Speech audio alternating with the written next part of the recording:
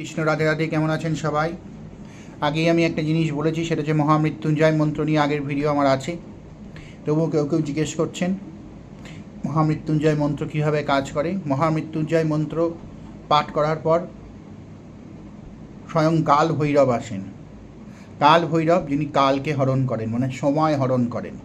মহামৃত্যুঞ্জয় মন্ত্র যে কোনো সময় পড়া উচিত নয়, প্রথম কথা। হ্যাঁ, যে কোনো সময় আপনি পড়ছেন এটা উচিত নয়।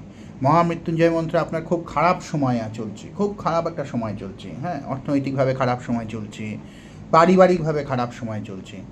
দেখা গেল আপনার এখন 40 বছর বয়স, আপনি ধরুন 60 বছর অবধি বাঁচবেন, বাকি 20 বছর আপনি দারিদ্র্যে কাটাবেন। এটা আপনার ভাগ্যে লেখা আছে। আপনি যদি মহামৃত্যুঞ্জয় মন্ত্র সেই সময় পাঠ করতে চান, পাঠ করতে পারেন।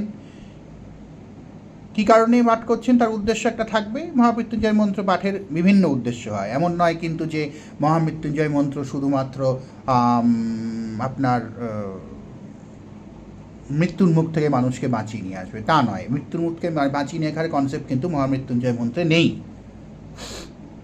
আমি যে কনসেপ্টটা বললাম এটা একদম সঠিক, সেটা হচ্ছে কালকে হরণ করেন মহাকাল, তিনি আসেন কাল হরণ করতে।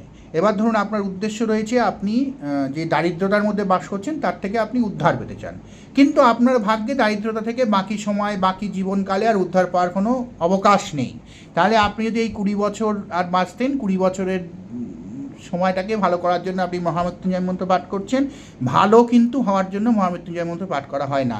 ওই যে 20 বছর সময়টা মহাকাল যদি আসেন, আপনার মন্ত্র পাঠ যদি সঠিক পদ্ধতি যদি হয়, যা যা আচার আছে সেগুলো মেনে, পদ্ধতি মেনে সেগুলো যদি করেন, তাহলে মহাকাল সেখানে আসবেন, এসে আপনার 20 বছর হরণ করে নিয়ে চলে যাবেন। আপনি পঞ্চোত্তর প্রাপ্তি হবে আপনার, মানে আপনি মারা যাবেন। আবার ধরুন আপনি খুব আপনার পুত্র সন্তান বা আপনার কন্যা সন্তান বা আপনি ইয়ং বয়স আপনার, আপনি রোগে ভুগছেন, দীর্ঘ 5-6 মাস হয়ে গেল, রোগ খুবই জরাজীর্ণ অবস্থায় গিয়েছে, কিন্তু আপনার জ্যোতিষী বা দেখে, আপনাকে আগে জ্যোতিষী দেখিয়ে নিতে হবে এটা করার আগে। হ্যাঁ, ভালোভাবে জ্যোতিষবিদ্যা যিনি জানেন তাকে দেখিয়ে নিতে হবে যে আপনার সামনের সময় ভালো আছে।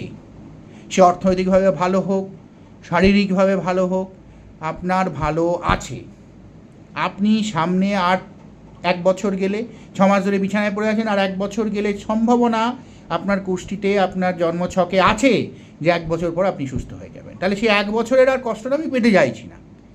আপনার জীবনকাল থেকে ওই 1 বছরটা কেটে যাবে যদি আপনি ওই উদ্দেশ্য নিয়ে মহামৃত্যুঞ্জয় মন্ত্র সঠিকভাবে পাঠ করেন। 1 বছর সময় স্প্যান কেটে যাবে, বাদ চলে যাবে এবং আপনি সুস্থ হয়ে যাবেন। কিন্তু আপনি যদি 60 বছর, 61 বছর বাঁচতেন তো আপনি 60 বছর বাঁচবেন, 60 বছর বাঁচতেন তো 59 বছর বাঁচবেন। এটা ঠিক, তখন 1 বছর সময় আপনার জীবন থেকে কেটে গিয়েছে, এরকমই ব্যাপার আর কি। ঠিক সেরকম যদি কোনো বৃদ্ধ লোক দীর্ঘদিন ধরে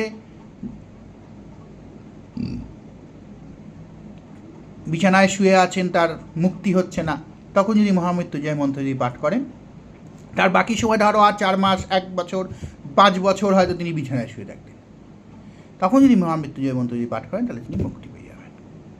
এমনও হতে পারে কেউ 20 বছর বয়সে প্যারালাইসিস হয়ে গেল, বিছানায় শুয়ে পড়লো, কোমায় চলে গেল, সে আরও 50 বছর অবধি বাঁচলো, মানে 30 বছর সে ওইভাবেই বেঁচে রইল। তখন যদি মহামৃত্যুঞ্জয় মন্ত্র পাঠ করেন তাহলে ওই 30 বছর সময় তার হরণ হবে এবং সে মুক্তি পেয়ে যাবে, তার মৃত্যু হবে। এরকমই আমি যেটা বললাম, অর্থনৈতিকভাবে উন্নতি, কোনো প্রবলেম, কোনো আইনি সমস্যা, জটিলতা, এই সব কিছু থেকে মহামৃত্যুঞ্জয় মন্ত্র মুক্তি দিতে পারে কালকে হরণ করে।